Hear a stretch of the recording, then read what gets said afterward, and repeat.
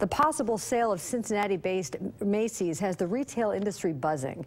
Trading on shares of Macy's Inc. was briefly halted last week after a competitor reportedly made a takeover bid. The Wall Street Journal reported that Canada-based Hudson's Bay Company, which owns Saks and Lord & Taylor, has made an offer to acquire the struggling department store giant. The Journal reported that talks are at a preliminary stage and are not solely focused on acquisition of Macy's, but also how the two companies can cooperate. How likely is a Macy's acquisition, and what's the expected impact here if that happens? Business Courier editor Rob Dahlmeyer is in the studio with reporter Andy Brownfield, who covers the local retail giant. They join us now with more on Macy's. Andy and Rob. Peg, thank you, and Andy, thanks for being here. You wrote, I think, 400 Macy's stories this week.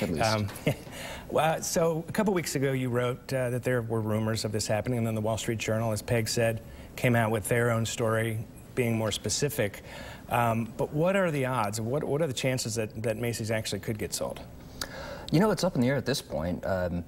It is a very compelling lifeline for Macy's. I mean, by all accounts from analysts I've talked to, they're making the right moves, but at the same time, the market is just not good for department stores. So a takeover by Hudson's Bay does look kind of appealing, and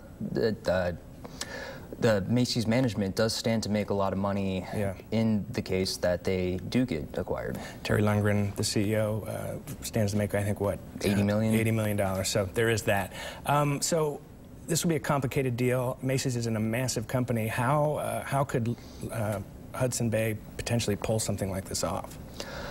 Well, one compelling way for them to do it would be to bring in a partner, maybe a REIT, to help finance the deal and then immediately turn over Macy's real estate, which could be worth as much as $21 billion, to that company, and have Hudson's Bay then manage Macy's 870 stores worldwide.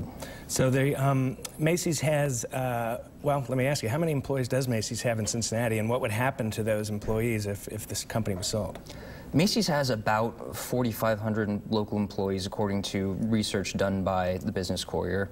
And about 1,500 of those are in stores. The rest are back end.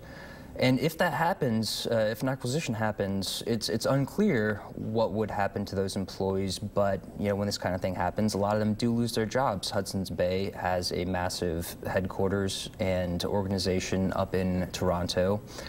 And a lot of those jobs would be kind of redundant to what's being done here. So there's no reason for them to keep those employees on. Right. So that's a scary bit of news for Cincinnati if that was to come to play. Last question for you, a little bit off topic, but still on Macy's. Ivanka Trump's been in the news all week with the Nordstrom's kerfuffle and some boycotts and the president sort of lashing out. Macy's carries Ivanka Trump items.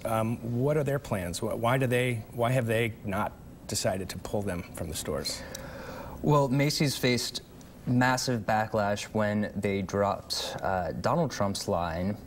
I don't know if that has anything to do with the reason they're keeping Ivanka, her line there, but you know, business analytics firm JumpShot has shown that traffic to Ivanka's line on Macy's website has actually increased 18%, whereas the same firm showed that traffic to Nordstrom decreased 14%. So at least the interest in Ivanka's line from Macy's shoppers is there. Interesting. Very interesting that these two stores would have such different dynamics on the web. But thank you very much for being here. I'm sure we'll be having a lot more stories on Macy's in the weeks to come. Absolutely.